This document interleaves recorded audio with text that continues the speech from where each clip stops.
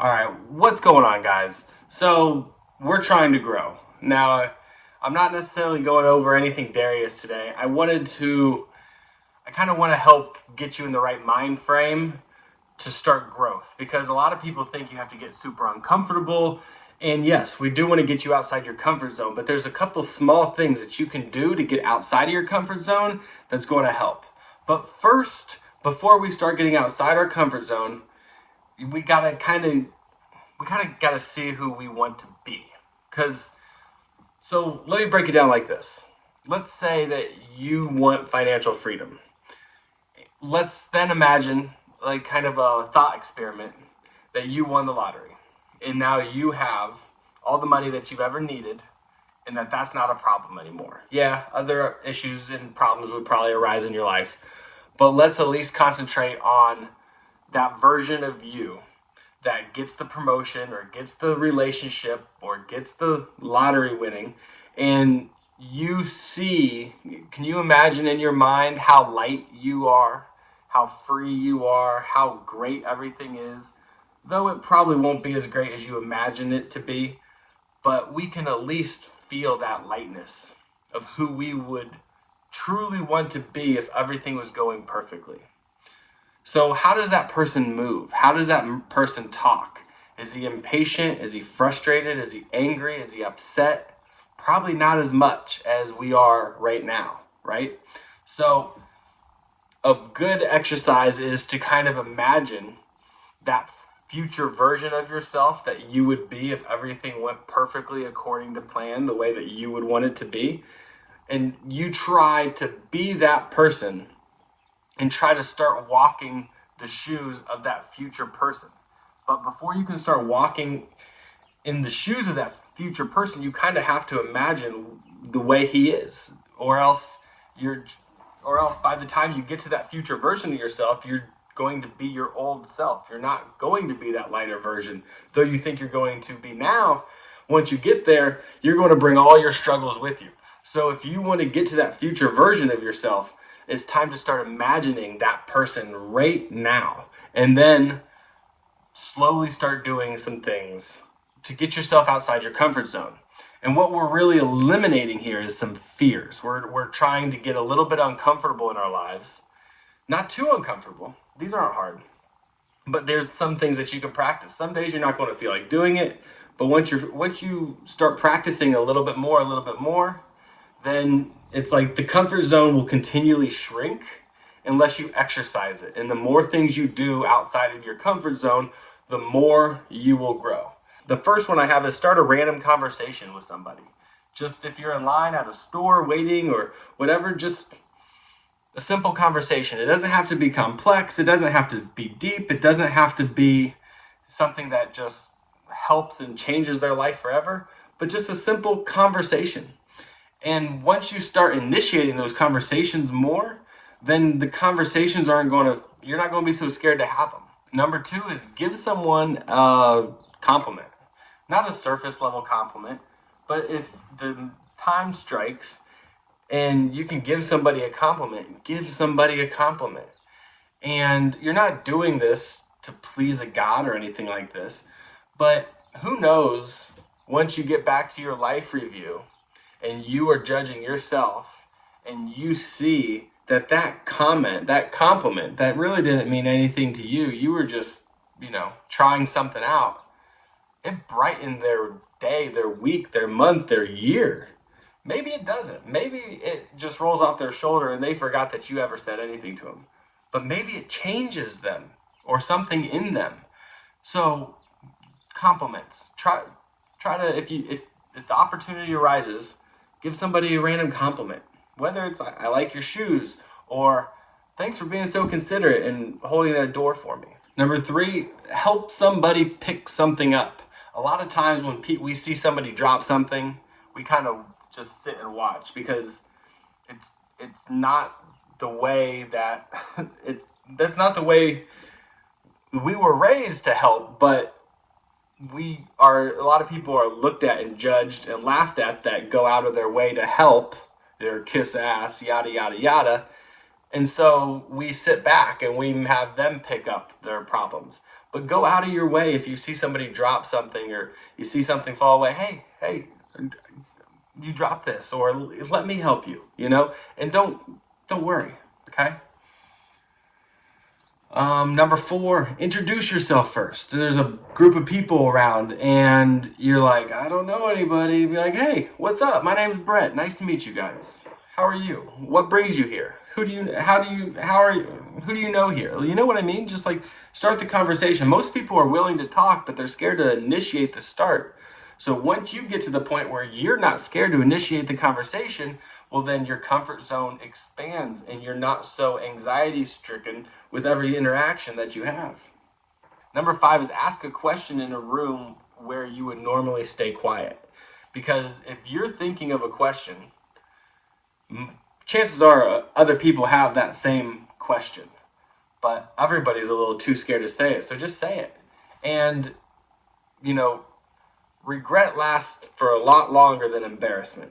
I've read a lot of near-death experience stories besides Darius of them talking about these mini life reviews, and no one talks about any of the embarrassment. If you're doing it authentically to try to help yourself understand or help other people understand, but you say it weird or you slip up and you feel that embarrassment, no one cares about that. That just rolls away. No one cares, okay?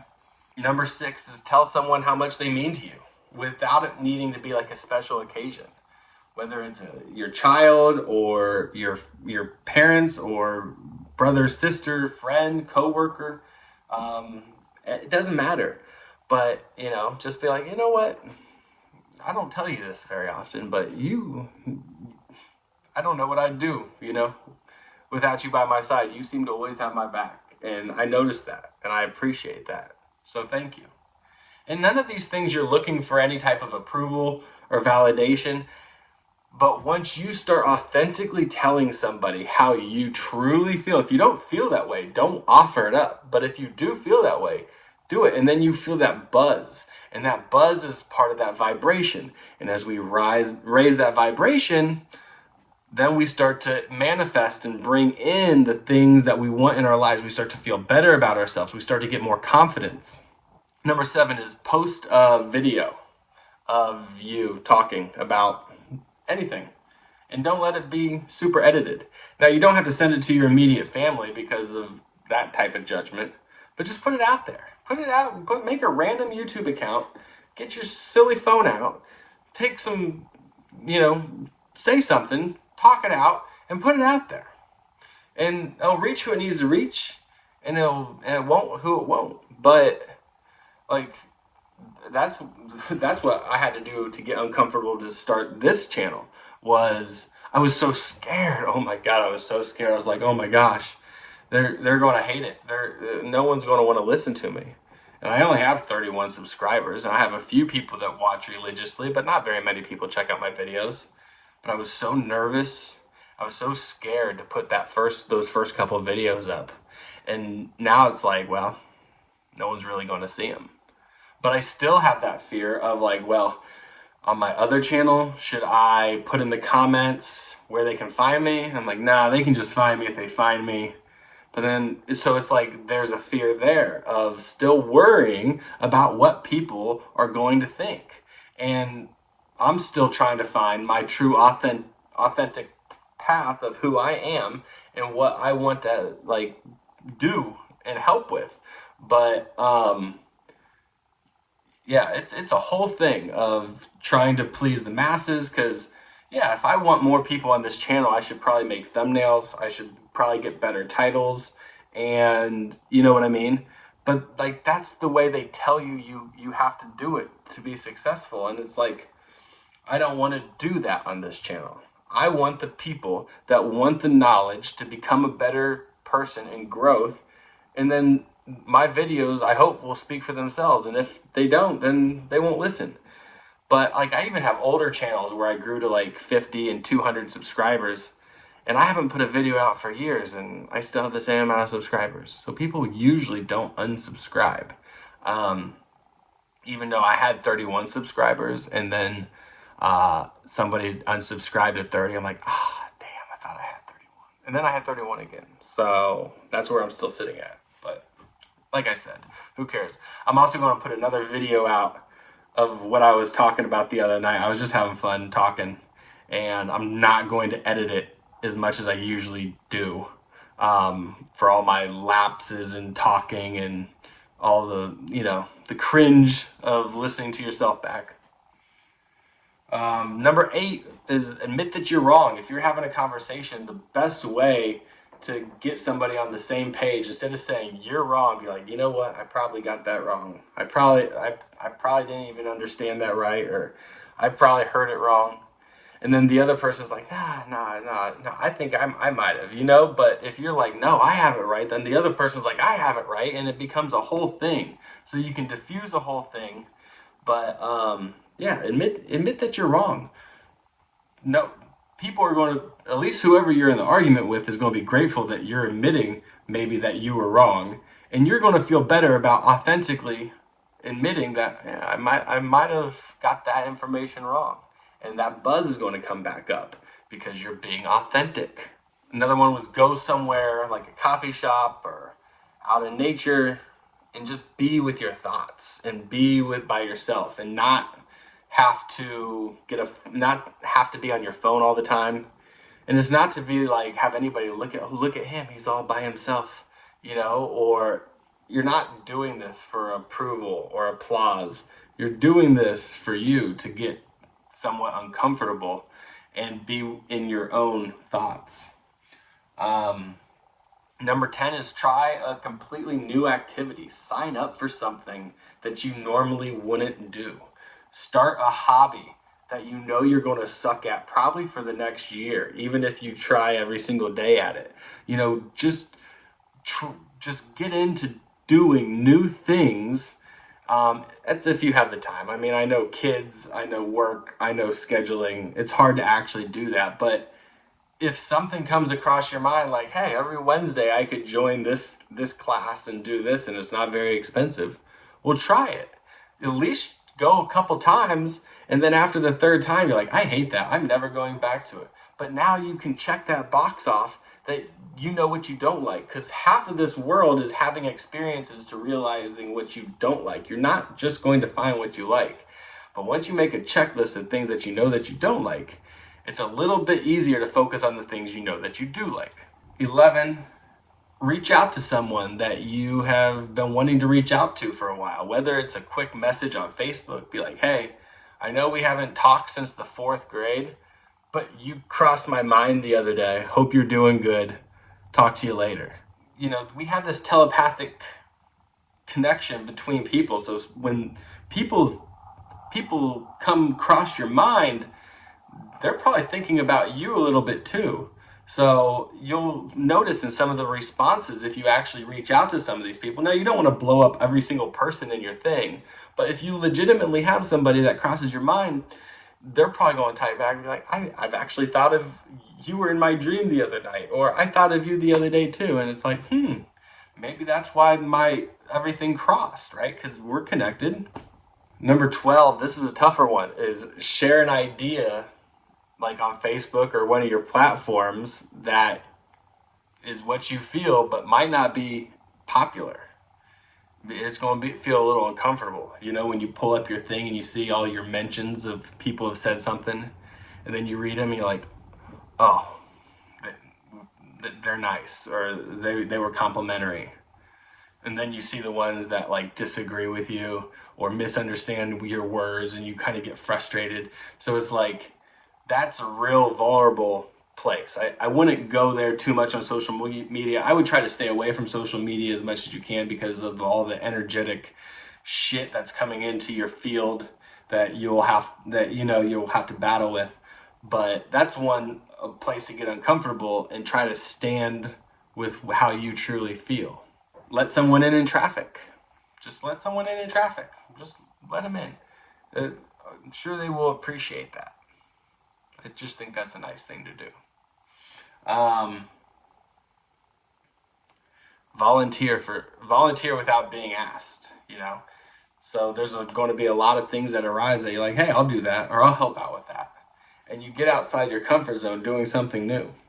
And then say no to something you would normally say yes to because you don't necessarily want to do it, but you usually feel guilt, shame, pressure to say yes. And now you're standing your ground. And all of these things are going to feel weird for a second because you're, it's going to, you don't want to look awkward. You don't want to be judged. You don't want to be laughed at. All that fear, you know, sit with that for a second when those emotions come, because you're going to feel a little bit of embarrassment, but just let it bubble up, let that feeling hit, and then let it go. And you're going to realize that most of these instances, no one really cares. Everybody's going to get back on worrying about their life. No one's going to really say boo to any of it.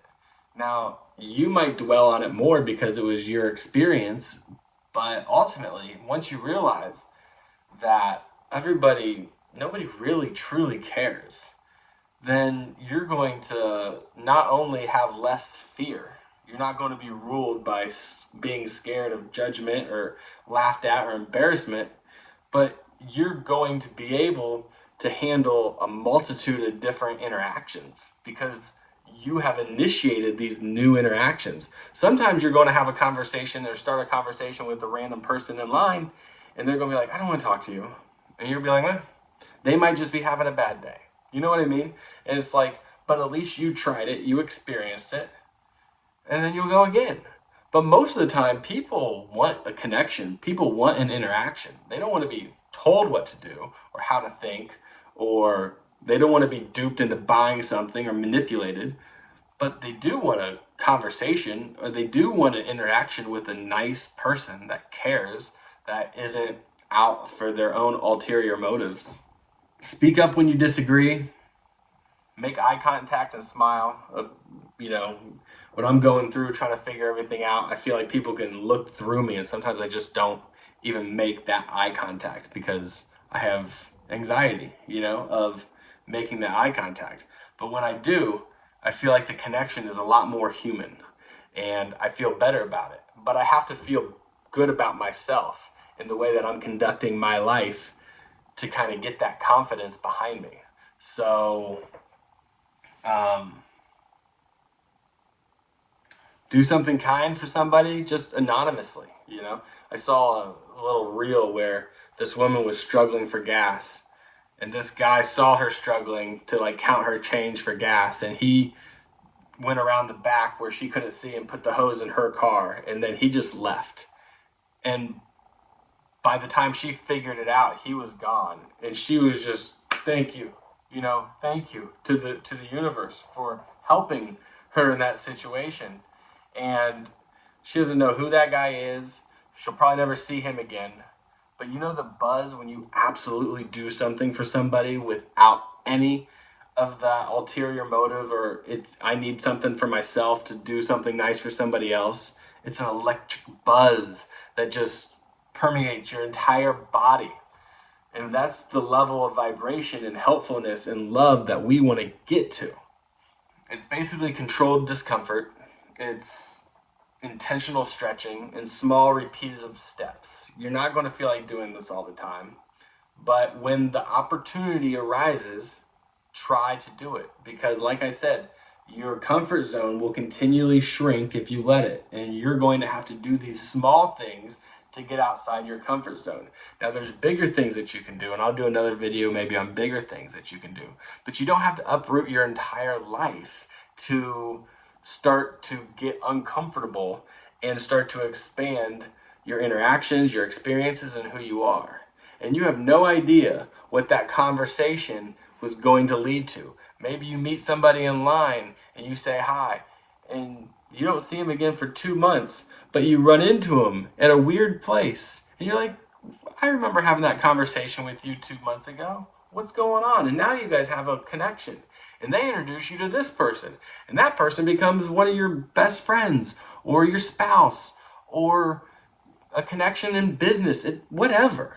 So it's like this whole purpose and everything is like, wherever you're at in life, You can do this, whether you're in an office, whether you're out working in the field, whether you're in sales, whether you're in a restaurant, whether you're in the healthcare profession, whether you don't have a job and you're just going out and interacting in the world. You can do this. You don't have to have a platform where hundreds and thousands of people are listening to you to make a difference in people's lives, because it's those interactions, those pure interactions, one-on-one, that you're going to see in your life review, and you're going to want to have more interactions where your words help people compared to where they hurt people, because you're not going to like what it feels like where you see where you hurt people. But now is where you can start lifting people up, lifting yourself up, and getting uncomfortable being that person, that lighter version of yourself that you see yourself being in the future.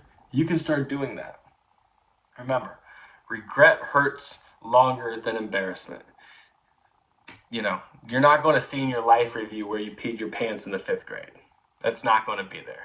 But you will see where you encourage somebody and it helped them, and it's going to feel amazing. So it's time to start doing that.